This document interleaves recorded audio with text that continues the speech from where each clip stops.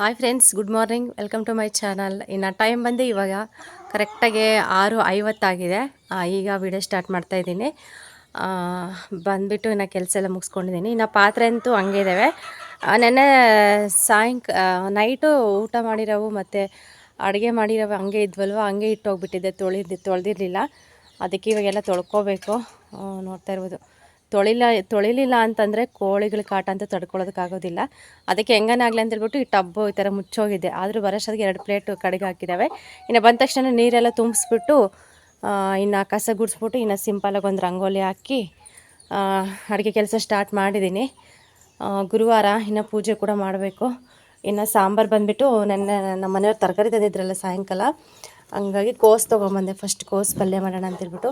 ಇದ್ರಾಗ ಫುಲ್ಲು ಮಾಡಲ್ಲ, ಅಲ್ಲ ಫ್ರಿಜ್ಜಲ್ಲಿ ಇಟ್ಟಿರ್ತೀನಲ್ಲ, ಬರ್ಬೇಕಾದ್ರೆ ಹಂಗೆ ತೊಗೊಂಬರ್ತೀನಿ. ಸ್ವಲ್ಪ ಕೊತ್ತಂಬರಿ ಸೊಪ್ಪು ಮತ್ತು ಇದು ತೊಗೊಬಂದಿದ್ದೀನಿ, ಕೋಸು ತೊಗೊಂಬಂದಿದ್ದೀನಿ. ಇನ್ನು ತೆಂಗಿನಕಾಯಿ ಇಲ್ಲೇ ಇತ್ತಲ್ಲ, ಇಲ್ಲಿ ಬಿಟ್ಟೋದ್ರೆ ಇಲ್ಲಿ ಕಾಟ ಅಂತ ಹೇಳಿಬಿಟ್ಟು ಹಂಗೆ ತೊಗೊಂಡೋಗ್ಬಿಡ್ತೀನಿ. ಮತ್ತು ಬರ್ಬೇಕಾದ್ರೆ ತೊಗೊಬರ್ತೀನಿ. ಇನ್ನು ಅನ್ನಕ್ಕೆ ಕೂಡ ಇಟ್ಟಿದ್ದೀನಿ. ಫಸ್ಟ್ ಅನ್ನಕ್ಕೆ ಇಟ್ಬಿಟ್ಟು ಇನ್ನು ಬೇಳೆ ಬೇಯೋದಕ್ಕೆ ನೀರಿಟ್ಟಿದ್ದೀನಿ. ಕತ್ಲು ಫ್ರೆಂಡ್ಸ್, ಕಾಣಿಸೋದಿಲ್ಲ. ಮೋಡ ಅಂತೂ ಫುಲ್ ಆಗಿಬಿಟ್ಟಿದೆ, ನೋಡ್ತಾ ಇರ್ಬೋದು. ಒಂದು ಸ್ವಲ್ಪ ಬೇಳೆಕಾಳು ಮತ್ತು ಹುಳಿ ಮೊಳಕೆ ಕಾಳು. ನೆನ್ನೆ ನಾನು ಮೊಳಕೆ ಕಟ್ಟಿದ್ದೀನಿ. ಎಷ್ಟು ಚೆನ್ನಾಗಿ ಮೊಳಕೆ ಬಂದಿದೆ ನೋಡಿ, ಬೆಳಗ್ಗೆ ಅಷ್ಟೊತ್ತಿಗೆ. ಅದಕ್ಕೆ ಒಂದು ಸ್ವಲ್ಪ ಬೇಳೆ ಮತ್ತು ಒಂದು ಸ್ವಲ್ಪ ಹುಳಿ ಮೊಳಕೆ ಕಾಳು ಹಾಕಿದ್ದೀನಿ. ಮಿಕ್ಸ್ ಹಾಕಿ ಮಾಡಿದ್ರೆ ಚೆನ್ನಾಗಿರುತ್ತೆ ಅಂತ ಹೇಳಿ. ಮತ್ತು ಬರೇ ಬೇಳೆ ಅಂದ್ರೂ ಜಾಸ್ತಿ ಆಗೋದಿಲ್ಲ. ಅದಕ್ಕೆ ಸ್ವಲ್ಪ ಮೊಳಕೆ ಕಾಳು ಬೇಳೆ ಹಾಕ್ಬಿಟ್ಟು ಇನ್ನು ಮಾಡೋಣ ಅಂತ ಹೇಳ್ಬಿಟ್ಟು ಇನ್ನು ಇಟ್ಟಿದ್ದೀನಿ. ಒಂದು ಕಡೆ ಅನ್ನಕ್ಕೆ ಇಟ್ಟಿದ್ದೀನಿ, ಇನ್ನು ಒಂದು ಕಡೆ ಇದಕ್ಕೆ ಇಟ್ಟಿದ್ದೀನಿ. ಇನ್ನು ಕೋಸು ಅದೆಲ್ಲ ನೀಟಾಗಿ ಕಟ್ ಮಾಡ್ಕೋಬೇಕು. ಅಯ್ಯೋ, ಕೋಳಿಗಳು ಬಂದ ತಕ್ಷಣ ಬಂದುಬಿಡ್ತವೆ. ಏನಾದರೂ ಹಾಕ್ತಾರೆ ಅಂತೇಳ್ಬಿಟ್ಟು ಏನಿದೆ ಅಂತ ಹಾಕೋಣ. ನಡೀರಿ, ಬರ್ತಾರೆ ನಡೀರಿ. ಆಮೇಲೆ ಇನ್ನು ಇವ್ರು ಬಂದಿಲ್ಲ, ನಮ್ಮ ಮನೆಯವರು ಗುಂಡ ಬಂದಿಲ್ಲ, ಇನ್ನೂ ಮಲ್ಕೊಂಡಿದ್ದಾರೆ. ಅವ್ರು ಬಂದಮೇಲೆ ಇದಕ್ಕೆಲ್ಲ ಫುಡ್ಡೆಲ್ಲ ಹಾಕ್ತಾರೇನೋ. ಅದಕ್ಕೆ ಬೇಗ ಬೇಗ ಕೆಲಸ ಮಾಡ್ಕೊಳೋಣ ಅಂತೇಳಿ. ಮೋಡ ಅಂತೂ ಫುಲ್ಲಾಗಿದೆ, ಮಳೆ ಬರೋ ಥರನೇ ಇದೆ.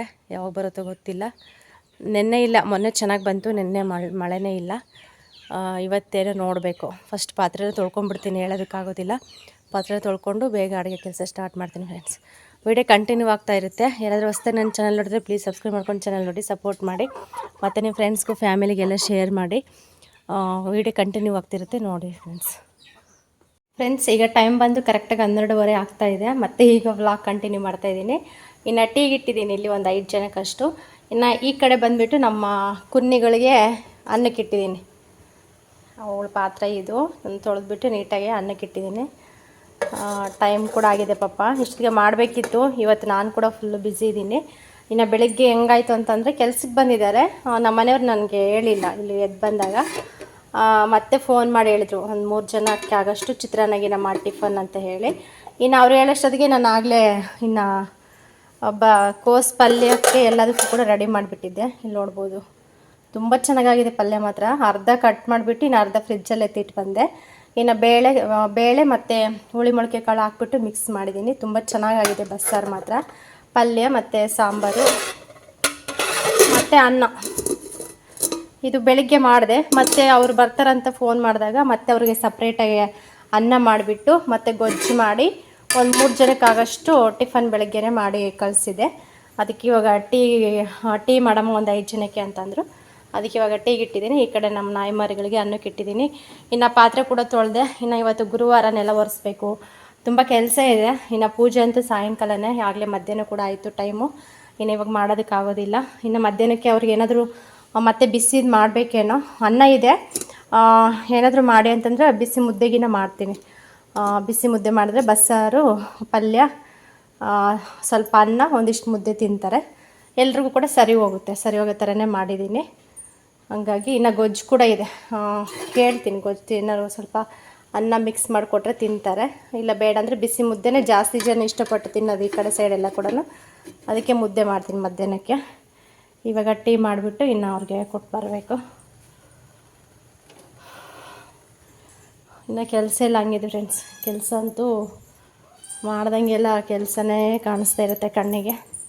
ಇನ್ನು ನೆಲ ಒರೆಸ್ಬೇಕು, ಇದೆಲ್ಲ ಒರೆಸ್ಬೇಕು, ಫುಲ್ಲು ಕೆಲಸ. ಇನ್ನು ಮಂಚ ಬಿಸಿಲೆಲ್ಲೂ ಒಣಗ್ತಾ ಇತ್ತು, ಇನ್ನು ತೊಗೊಂಬಂದಿಲ್ಲ ಹಾಕಿದ್ದೀನಿ. ಗಾಳಿ ಯಾರನ್ನ ಬಂದರೆ ಹಿಂಗೆ ಕೂತ್ಕೊತಾರೆ ಅಂತ ಹೇಳಿಬಿಟ್ಟು. ಬಿಸಿಲಂತೂ ಒಬ್ಬ ಫುಲ್ಲು ಚುರುಕಾಗಿದೆ ಬಿಸಿಲು. ಬೆಳಗ್ಗೆ ಫುಲ್ಲು ಮೋಡ ಥರ ಆಗಿತ್ತು, ಮತ್ತೆ ಆಗಲೇ ಸ್ಟಾರ್ಟ್ ಆಗಿದೆ ನೋಡಿ ಬಿಸಿಲು.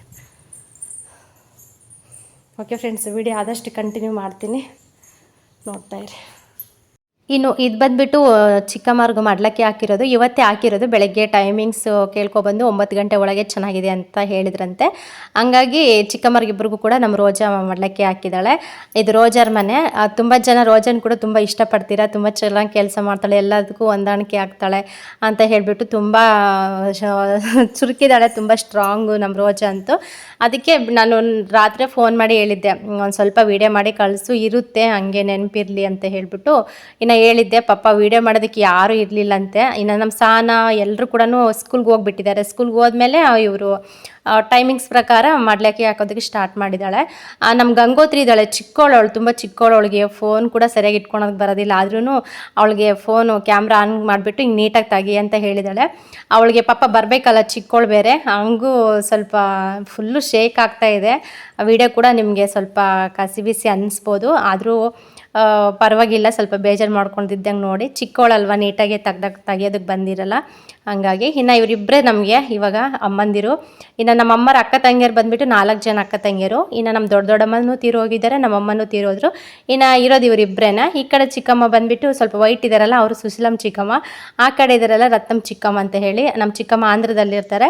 ಇನ್ನು ಈ ಚಿಕ್ಕಮ್ಮ ಬಂದುಬಿಟ್ಟು ಇನ್ನು ನಮ್ಮ ಚಿತ್ರರಂಗನಲ್ಲಿ ಇರ್ತಾರೆ. ಇನ್ನು ಇಬ್ಬರು ಕೂಡ ಇವತ್ತು ಮಡ್ಲಕ್ಕೆ ಹಾಕೊಂಡು ಹೋಗೋಣ ಅಂತ ಹೇಳ್ಬಿಟ್ಟು ನೈಟೇ ಬಂದಿದ್ದಾರೆ. ಒಂದಿನ ಬಂದುಬಿಟ್ಟು ನಿದ್ದೆ ಮಾಡಿ ಇವತ್ತು ಮಡ್ಲಕ್ಕೆ ಹಾಕ್ಕೊಂಡು ಸಾಯಂಕಾಲ ಅಷ್ಟೊತ್ತಿಗೆ ಹೋಗ್ತಾರೆ. ಇನ್ನು ಬೆಳಗ್ಗೆನೇ ಎದ್ಬಿಟ್ಟು ಕೆಲಸ ಎಲ್ಲ ಮುಗಿಸ್ಕೊಂಡು ಅವಳು ಕರಿಗಡುಬು ಬೆಲ್ಲ ಮಾಡಿ ಅನ್ನ ಸಾಂಬಾರು ಎಲ್ಲ ಕೂಡ ಮಾಡಿಬಿಟ್ಟು ಏನೇನು ಬೇಕೆಲ್ಲ ರೆಡಿ ಮಾಡಿಕೊಂಡು ಇವಾಗ ಆಗ್ತಾಯಿದ್ದಾಳೆ. ಸೀರೆ ಕೂಡ ತುಂಬ ಚೆನ್ನಾಗಿದ್ದಾವೆ, ಇದರಲ್ಲಿ ಸ್ವಲ್ಪ ಅಷ್ಟೊಂದು ಇದ್ರಾಗ ಕಾಣಿಸ್ತಾ ಇಲ್ಲ. ಇಬ್ರಿಗೂ ಅಷ್ಟೇ, ಯಾರನ್ನ ತರಲಿ ನಮ್ಮ ಅಕ್ಕನೂ ಸುಮಾರು ಸರಿ ವರ್ಷಕ್ಕೊಂದೆರಡು ಸತಿ ನಮ್ಮ ಅಕ್ಕ ಸೀರೆ ಉಡಿಸ್ತಾಳೆ, ನಮ್ಮ ಸೂರಕ್ಕ ಅಂತ ಹೇಳ್ಬಿಟ್ಟು. ತೋರಿಸ್ತೀನಿ ನೆಕ್ಸ್ಟ್ ಯಾವಾಗಾದರೂ. ಅವರು ಅಷ್ಟೇ ಇಬ್ರಿಗೂ ಬೇಜಾರು ಮಾಡ್ಕೊತಾರೆ ಅಂತ ಹೇಳ್ಬಿಟ್ಟು ಒಂದೇ ಥರದವೇ ತಂದುಬಿಡ್ತಾರೆ. ಕಲರ್ ಒಂದು ಸ್ವಲ್ಪ ಚೇಂಜ್. ನಮ್ಮ ಒಬ್ಬ ಚಿಕ್ಕಮ್ಮ ಸ್ವಲ್ಪ ಬ್ಲ್ಯಾಕ್ ಇದ್ದಾರಲ್ಲ, ಅವ್ರು ಸೂಟ್ ಆಗೋ ಕಲರು. ನಮ್ಮ ಇನ್ನೊಬ್ಬ ಚಿಕ್ಕಮ್ಮ ವೈಟ್ ಇದ್ದಾರಲ್ವ, ಅವ್ರಿಗೆ ಯಾವ ಕಲರ್ ಸೂಟ್ ಆಗುತ್ತೋ ಆ ಥರ ಕಲರು ತಂದುಬಿಟ್ಟು ಇನ್ನು ಮಾಡ್ಲಿಕ್ಕೆ ಆಗ್ತಾ ಇರ್ತಾರೆ. ಈ ಸತಿ ನಿಂಗೇನೆ ನಮ್ಮ ರತ್ನಮ್ಮ ಚಿಕ್ಕಮ್ಮನಿಗೆ ಜಡೆ ಇದೆ, ಅದಕ್ಕೆ ಚೆನ್ನಾಗಿ ಹೂವು ಮುಡ್ಕೊಂಡಿದ್ದಾಳೆ. ನಮ್ಮ ಚಿಕ್ಕಮ್ಮ ಮೊನ್ನೆ ಮಂಡಿ ಕೊಟ್ಟು ಬಂದಿದ್ರಲ್ವ, ಹಾಗಾಗಿ ಕೂದಲಿಲ್ಲ, ಇನ್ನು ಹೂವು ಮುಡಿಸಿಲ್ಲ. ಅದೊಂಥರ ಸ್ವಲ್ಪ ಒಂಥರ ಇದು ಅನ್ನಿಸ್ತಾ ಇರುತ್ತೆ. ಅಷ್ಟೇ ವೀಡಿಯೋ ಇನ್ನು ತುಂಬ ಇತ್ತು, ಬಟ್ ಅದೆಲ್ಲ ಸರಿಯಾಗಿ ತೆಗ್ದಿರಲಿಲ್ಲ, ಅದಕ್ಕೆಲ್ಲ ಕಟ್ ಮಾಡಿಬಿಟ್ಟು ಇಷ್ಟು ಮಾತ್ರ ಆ್ಯಡ್ ಮಾಡಿದ್ದೀನಿ, ಇರಲಿ ಅಂತ ಹೇಳಿಬಿಟ್ಟು ಅಮ್ಮಂದಿರ್ದು. ಇನ್ನು ಈ ಕಡೆ ಬಂದರೆ ವೀಡಿಯೋದಲ್ಲಿ ಇನ್ನು ಹದ್ದು ಬಂದುಬಿಟ್ಟಿತ್ತು. ಹದ್ದು ಬಂದ್ರಂತೂ ಎಲ್ಲಿರೋ ಕೋಳಿಗಳು ಕೂಡ ಈ ಗಿಡದಾಗ ಬಂದುಬಿಟ್ಟು ಬಚ್ಕೊಂಡ್ಬಿಡ್ತವೆ ಪಾಪ, ತುಂಬ ಭಯ. ಮರಿ ಚಿಕ್ಕ ಮರಿ ಕೂಡ ಇದ್ದಾವೆ. ಅವು ಎಷ್ಟು ಸ್ಟ್ರಾಂಗ್ ಇರ್ತಾವೆ ಅಂದರೆ ಹದ್ದು, ಯಪ್ಪ ದೊಡ್ಡ ಕೋಳಿನ ಸಮೇತ ಎತ್ಕೊಂಡು ಹೋಗ್ಬಿಡ್ತಾವೆ, ಅಷ್ಟು ಇದಿರ್ತವೆ.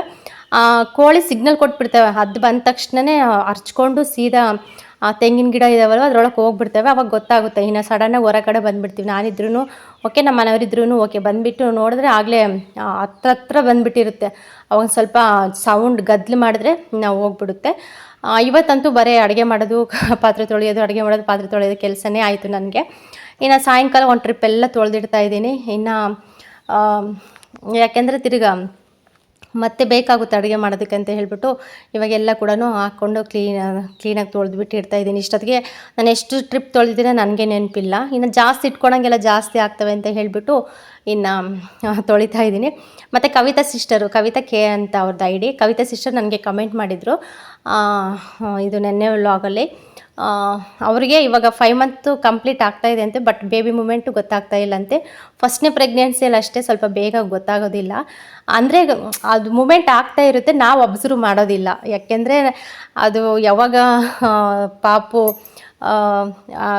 ಅಂದರೆ ಸ್ವಲ್ಪ ಒದ್ದಾಡೋದಕ್ಕೆ ಸ್ಟಾರ್ಟ್ ಮಾಡುತ್ತೋ, ನಾವೇನಾದರೂ ಕೆಲಸ ಮಾಡ್ತಿರ್ತೀವಿ, ಇಲ್ಲ ನಮ್ಮ ಮೈಂಡ್ ಬೇರೆ ಕಡೆ ಏನಾದರೂ ಯೋಚನೆ ಮಾಡ್ತಿರ್ತೈತೆ, ಮತ್ತು ನಾವು ಬೇರೆ ಏನೋ ಆಲೋಚನೆ ಮಾಡಿಕೊಂಡು ಏನೋ ಕೆಲಸದಲ್ಲಿ ಬ್ಯುಸಿ ಇರ್ತೀವಿ. ಅವಾಗ ಅಂಥ ಟೈಮಲ್ಲಿ ಮೂಮೆಂಟು ಆಗ್ತಾ ಇರುತ್ತೆ, ಬಟ್ ನಾವು ಅಬ್ಸರ್ವ್ ಮಾಡಿರಲ್ಲ ಅಷ್ಟೇ. ಅಬ್ಸರ್ವ್ ಮಾಡಬೇಕಂದ್ರೆ ತುಂಬ ಅಬ್ಸರ್ವ್ ಮಾಡಬೇಕು. ಫುಲ್ಲು ಮೈಂಡೆಲ್ಲ ಪಾಪು ಕಡೆನೇ ಕೊಟ್ಟು ಅಬ್ಸರ್ವ್ ಮಾಡಿದ್ರೆ ಪಕ್ಕ ಗೊತ್ತಾಗುತ್ತೆ. ಯಾಕೆಂದರೆ ಇನ್ನು ಸ್ಟಾರ್ಟಿಂಗ್ ಇದು ಗ್ರೋತ್ ಆಗ್ತಾ ಇರುತ್ತೆ. ಈಗ 4 ತಿಂಗಳು 5 ತಿಂಗಳು ಅಂದರೆ ಇನ್ನು ಇವಾಗ ಸ್ಟಾರ್ಟ್ ಆಗ್ತಾ ಇರುತ್ತಲ್ಲ, ಹಾಗಾಗಿ ಜಾಸ್ತಿ ಗೊತ್ತಾಗೋದಿಲ್ಲ. ಒಂದು 6 ತಿಂಗಳು 7 ತಿಂಗಳು 8 ತಿಂಗಳು ಹಂಗಾದ್ಮೇಲಂತೂ ಒಂದೊಂದು ಮಗು ಅಂತೂ ಎಷ್ಟು ಇದು ಮಾಡ್ತಾ ಇರುತ್ತೆ ಅಂದರೆ, ಕೂತ್ಕೊಂಡ್ರೆ ಸಾಕು, ನಿಂತ್ಕೊಂಡ್ರೆ ಸಾಕು, ಸಖತ್ತು ಮೂಮೆಂಟ್ ಮಾಡ್ತಾ ಇರುತ್ತೆ. ನಮ್ಮ ಗುಂಡನೂ ಅಷ್ಟೇ, ಅವ್ನು ನೆನೆಸ್ಕೊಂಡ್ರಂತೂ ನನಗೆ ಈಗಲೂ ಒಂಥರ ನಗು ಬರುತ್ತೆ, ಒಂಥರ ಶಾಕ್ ಆಗುತ್ತೆ. ನಿಜವಾಗ್ಲೂ ನಂಬ್ತಿರೋ ಇಲ್ಲ ಫ್ರೆಂಡ್ಸ್, ನಾನು ಡೆಲಿವರಿಗೆ ಸಿಸರಿನ್ ಮಾಡ್ಬೇಕಂತ ಹೇಳಿದ್ರಲ್ವ, ಹೋಗ್ಬಿಟ್ಟು ಬೆಡ್ ಮೇಲೆ ಮಲ್ಕೊಂಡಿದ್ದೀನಿ. ಇನ್ನು ಇಂಜೆಕ್ಷನ್ ಕೊಟ್ಟರು ಬೆನ್ನಿಗೆ. ಇಂಜೆಕ್ಷನ್ ಕೊಟ್ಟ ತಕ್ಷಣ ಮಲಗಿಸ್ಬಿಟ್ರು. ಮಲಗಿಸ್ತಿದ್ದಾರೆ, ಇನ್ನು ಅದು ಇದು ರೆಡಿ ಮಾಡ್ಕೊತಾ ಇದ್ದಾರೆ. ಅವಾಗಂತೂ ಇನ್ನೂ ಸುಮ್ಮನೆ ಜಾಸ್ತಿ ಮೂಮೆಂಟ್ ನನಗೆ ಒದ್ದಾಡ್ತಿದ್ದಾನೆ. ನಾನು ಮನಸ್ಸಲ್ಲಿ ಅನ್ಕೊತಾ ಇದ್ದೆ, ಜಸ್ಟ್ ಇನ್ನೊಂದು 3-4 ನಿಮಿಷ ಬಂದುಬಿಡ್ತೀವಿ ಹೊರಗೆ, ವೆಯ್ಟ್ ಮಾಡು ಅಂತ ಮನಸ್ಸಲ್ಲೇ ಹೇಳ್ಕೊತಾ ಇದ್ದೆ. ನಿಜಪ್ಪ, ಮಕ್ಕಳಂತೂ ಎಷ್ಟು ಹೇಳಿದ್ರು ಕೂಡ ಸಾಲಲ್ಲ. ಹಾಗೆ ಇರುತ್ತೆ ಮೂಮೆಂಟ್ ಬಂದುಬಿಟ್ಟು. ಏನು ತೊಂದರೆ ಇಲ್ಲ, ಆರಾಮ್ಸೆ 5 ತಿಂಗಳು. ಫಸ್ಟ್ನೇ ಪ್ರೆಗ್ನೆನ್ಸಿಯಲ್ಲಿ ಸ್ವಲ್ಪ ಲೇಟಾಗೆ ಗೊತ್ತಾಗೋದು, ಯಾಕೆಂದರೆ ನಮಗಿನ್ನೂ ಅನುಭವ ಅಷ್ಟೊಂದು ಇರೋದಿಲ್ಲ. ಹಂಗಾಗಿ ಅದು ಮೂಮೆಂಟ್ ಆಗ್ತಾ ಇರುತ್ತೆ, ನಾವು ಅಬ್ಸರ್ವ್ ಮಾಡಲ್ಲ ಅಷ್ಟೇ. ಆಮೇಲೆ ಹೋಗ್ತಾ ಚೆನ್ನಾಗಿ ಗೊತ್ತಿರುತ್ತೆ. ಇನ್ನು ಒಂದೊಂದು ಮಗು ಅಂತೂ ಅಸಲು ಮಿಸ್ಗಾಡೋದೇ ಇಲ್ಲ ಜಾಸ್ತಿ. ಯಾವಾಗಲೂ ಚೆನ್ನಾಗೇ ರೆಸ್ಟಲ್ಲೇ ಇರ್ತವೆ, ಮಲ್ಕೊಂಡಿರ್ತವೆ, ಏನೇನು ಹೇಳ್ತಾ ಇರ್ತಾರೆ ಆ ಥರ ಎಲ್ಲ ಸುಮ್ಮನೆ ಸೈಲೆಂಟಾಗಿರ್ತವೆ. ಯಾವಾಗನ್ನ ಒಂದು ಟೈಮ್ ಹಿಂಗೆ ಎಷ್ಟು ಒದ್ದಾಡ್ತಿರ್ತಾವೆ ಅಷ್ಟೇ. ಕೆಲವು ಮಕ್ಕಳಂತೂ ಸಖತ್ತು ಒದ್ದಾಡ್ತವೆ ಬಿಡಿ. ಇದು ನನ್ನ ಗುಂಡನಿಗೂ ಇದಕ್ಕೂ ಕಂಪೇರ್ ಮಾಡಿಕೊಂಡ್ರೆ ಇದು ಭಾಳ ಬೆಸ್ಟ್ ಅಂತಲೇ ಹೇಳ್ಬೋದು ನನಗೆ. ಅಷ್ಟೊಂದು ಏನೂ ಇದಿಲ್ಲ, ಯಾವಾಗನ್ನೂ ಒಂದ್ಸತಿ ಅಷ್ಟೇ. ಇವಾಗ ಸ್ಟಾರ್ಟ್ ಆಗ್ತಾಯಿದೆ ನನಗೆ ಕೂಡ.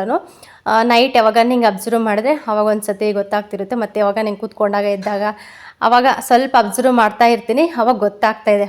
ಮಾಡಲೇಬೇಕು. 5 ತಿಂಗಳಾಯಿತು ಅಂತಂದಮೇಲೆ ತುಂಬ ನಮ್ಮ ಗಮನ ಎಲ್ಲ ಕೂಡ ಒಂದು ಸ್ವಲ್ಪ ಹೊಟ್ಟೆಲಿರೋ ಮಗು ಮೇಲೆ ಗಮನ ಇದ್ರೇ ನಮಗೆ ತುಂಬ ಇದು. ಯಾಕೆಂದರೆ ಇದು ಭಾಳ ಇಂಪಾರ್ಟೆಂಟ್. 5 ತಿಂಗಳಿಂದ ಹಿಡಿದ್ಬಿಟ್ಟು ತುಂಬ ಇಂಪಾರ್ಟೆಂಟ್. 9 ತಿಂಗಳವರೆಗೂ ಕೂಡ ಯಾವುದೇ ಕಾರಣಕ್ಕೂ ನೆಗ್ಲಿಜೆನ್ಸ್ ಮಾಡೋ ಹಾಗೆ ಇಲ್ಲ. ಫಸ್ಟ್ನೇ ಮಗು ಆಗಲಿ, 2ನೇ ಮಗು ಆಗಲಿ, 3ನೇ ಮಗು ಆಗಲಿ, ಯಾವುದೇ ಆಗಲಿ ಈ ಭಾಳ ಹುಷಾರಾಗಿ ಮತ್ತು ಕೇರ್ಫುಲ್ಲಾಗಿರಬೇಕು. ಆರೋಗ್ಯ ಕೂಡ ಚೆನ್ನಾಗಿ ನೋಡ್ಕೋಬೇಕು. ಇಷ್ಟೇ ಫ್ರೆಂಡ್ಸ್, ಏನಿಲ್ಲ ಸಿಸ್ಟರ್, ಆದಷ್ಟು ಗೊತ್ತಾಗುತ್ತೆ. ಸ್ವಲ್ಪ ಗಮನ ಕೊಟ್ಟು ಸ್ವಲ್ಪ ಇದು ಮಾಡ್ಕೊಳ್ಳಿ, ಆರಾಮಾಗಿ ಗೊತ್ತಾಗುತ್ತೆ ನಿಮಗೆ ಕೂಡ. ಎಂಜಾಯ್ ಮಾಡಿ, ತುಂಬ ಖುಷಿಯಾಗುತ್ತೆ. ಈ ಮೂಮೆಂಟ್ ಮತ್ತೆ ಯಾವಾಗಲೂ ಸಿಗೋದಿಲ್ಲ ನೆಕ್ಸ್ಟ್ ನಮಗೆ. ಹಾಗಾಗಿ ಇನ್ನು ಈ ಕಡೆ ಬಂದರೆ ಗುಂಡ ಬರೋಷ್ಟೊತ್ತಿಗೆ ಆಗಲೇ ಮಳೆ ಸ್ವಲ್ಪ ಸ್ಟಾರ್ಟ್ ಆಗ್ತಾಯಿತ್ತು, ಅಂದರೆ ಹನಿ. ಇನ್ನು ಗಾಡಿಯಲ್ಲಿ ಬಂದ್ರಂತೂ ಸಖತ್ತು ಮಳೆ ಬರ್ದಿದ್ರು ಕೂಡ, ಹನಿ ಬಂದರೂ ಕೂಡ ಫುಲ್ಲು ಗಾಳಿಗೆಲ್ಲ ಮುಖಕ್ಕೆಲ್ಲ ಬೀಳ್ತಾ ಇರುತ್ತಲ್ಲ. ಇನ್ನು ನಮ್ಮ ಮನೆಯವ್ರು ಫಾಸ್ಟಾಗಿ ಬಂದುಬಿಟ್ಟಿದ್ದಾರೆ, ಮತ್ತು ಜೋರಾಗಿ ಬಂದರೆ ನೆಂದು ಹೋಗ್ತಾನೆ ಅಂತ ಹೇಳ್ಬಿಟ್ಟು ಬಂದಿದ್ದಾರೆ. ಅಲ್ಲಿಗೂ ಕೂಡ ಸ್ವಲ್ಪ ನೆನ್ಕೊಂಡು ಬಂದಿದ್ದೀನಿ. ಇನ್ನು ಬಂದ ತಕ್ಷಣ ವೇಲ್ ಹಾಕ್ಕೊಂಡು ಕೂತ್ಕೊಂಡಿದ್ದೀನಿ, ಅದನ್ನೇ ತೊಗೊಂಡು ನೀಟಾಗಿ ಒರೆಸ್ಕೊತಾ ಇದ್ದೇನೆ. ಇನ್ನು ಕೆಲಸ ಎಲ್ಲ ಮುಗೀತು JCBದು. ಇನ್ನು ಅವ್ರು ಬಂದುಬಿಟ್ಟು ಬೆಳಗ್ಗೆಯಿಂದ ಅವರ್ ಲೆಕ್ಕ, ಅಂದರೆ 1 ಗಂಟೆಗೆ ಇಷ್ಟು ಅಮೌಂಟ್ ಅಂತ ಹೇಳ್ಬಿಟ್ಟು ಇರುತ್ತಲ್ಲ, ಅದೆಲ್ಲ ಕೂಡ ನಮ್ಮ ಮನೆಯವರು ಟೋಟ್ಲ್ ಹಾಕ್ಸ್ಬಿಟ್ಟು ಇನ್ನು ಅವ್ರ ಜೊತೆ ಮಾತಾಡ್ತಾ ಇದ್ದಾರೆ. ಇನ್ನು ಈ ಕಡೆ ಬಂದುಬಿಟ್ಟು ಟೀಗೆ ಇಟ್ಟಿದ್ದೀನಿ ಅವರಿಗೆ. ಮತ್ತು ಸಂಜೆ ಕೂಡ ಆಯಿತು. ಇನ್ನು ಸ್ವಲ್ಪ ಮಳೆ ಬಂದು ಲೈಟಾಗಿ ಬಿಡುತ್ತಲ್ಲ, ಇನ್ನು ಹೇಳಿದ್ರು ಕುಡ್ಕೊಂಡು ಹೋಗ್ತಾರೆ, ಹಾಗೆ ಸ್ವಲ್ಪ ಟೀ ಗಿಡಮ್ಮ 3 ಜನಕ್ಕೆ ಅಂತ ಹೇಳಿದರು. ಸರಿ ಅಂತ ಹೇಳ್ಬಿಟ್ಟು ಈ ಕಡೆ ಟೀ ಮಾಡ್ತಾಯಿದ್ದೀನಿ. ಈ ಕಡೆ ಕೋಳಿ ಅಂತೂ ಗುಂಡ ಬಂದರೆ ಸಾಕು ವೆಯ್ಟ್ ಮಾಡ್ತಾ ಇರ್ತೇವೆ. ಓಕೆ ಫ್ರೆಂಡ್ಸ್, ಸಿಗೋಣ ನೆಕ್ಸ್ಟ್ ವ್ಲಾಗಲ್ಲಿ. ಅಲ್ಲಿವರೆಗೆ ವ್ಲಾಗ್ ನೋಡ್ತಾಯಿರಿ.